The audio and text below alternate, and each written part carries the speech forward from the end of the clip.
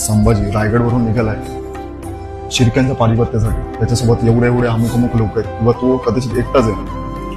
ही बारीक सारीक बातमी तपशीलासह विजापूरहून अकलूजच्या वाटेला असणाऱ्या औरंगजेबाला कळाली. आता ही कमाल औरंगजेबाच्या हेर उडणारी हेरांची बोलायची की छत्रपती संभाजी महाराजांच्या प्रदेशात असणाऱ्या किंवा मुलकात असणाऱ्या आपल्याच घरबेद्यांची म्हणायची.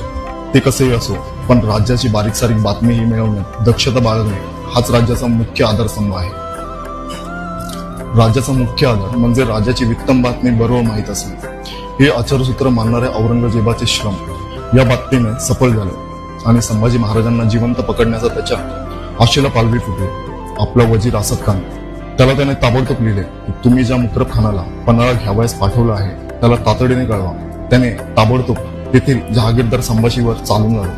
तो जहागीरदार रायवी सोडून एकटाच खेळण्याला गेला आहे. त्याचे कारण म्हणजे शिर्क्यांशी झालेले भांडण. बहुत करून खान त्या जमीनदाराला कैद करू शकेल. आपल्या बारीक सारीक हालचाली इतक्या दुरून औरंगजेब बहिरेस असण्यासारखा थंड आणि घारदार डोळ्यांनी न्याहाळत आहे. पण रायगडच्या दुर्गम प्रदेशात स्वैर संचार करणाऱ्या छत्रपती संभाजी महाराजांना याचा विचार पण पडला नसेल.